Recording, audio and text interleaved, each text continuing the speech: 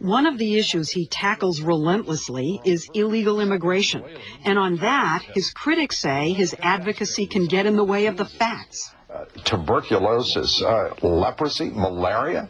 Following a report on illegals carrying diseases into the U.S., one of the correspondents on his show, Christine Romans, told Dobbs that there have been 7,000 cases of leprosy in the U.S. in the past 3 years. Leprosy in this country.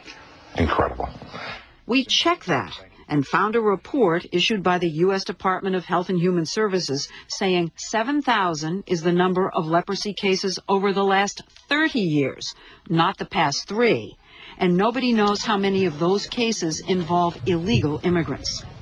Now, we went to try and check that number, 7,000. We can't, just so you know. But I can tell you this. If we reported it, it's a fact. You can't tell me that. You did. Well, no, I just did. How can you guarantee that to me? Because I'm the managing editor, and that's the way we do business. We don't make up numbers, Leslie, do we?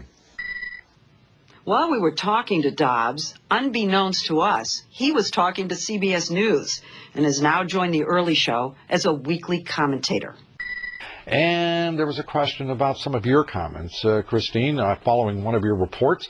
I told Leslie Stahl, we don't make up numbers, and I will tell everybody here again tonight, I stand 100% behind what you said. That's right, Lou. We don't make up numbers here. This is what we reported. We reported, it's interesting, because the woman in our piece told us that there were about 900 cases of leprosy for 40 years. There have been 7,000 in the past 3 years, leprosy in this country. I was quoting Dr. Madeline Cosman, a respected medical lawyer and medical historian, writing in the Journal of American Physicians and Surgeons. She said, Hansen's disease, that's the other modern name, I guess, for leprosy. Hansen's disease was so rare in America that in 40 years only 900 people were afflicted.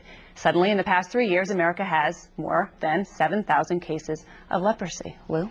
It's remarkable that this, whatever, confusion or confoundment over 7,000 cases. They actually keep a registry of cases of leprosy.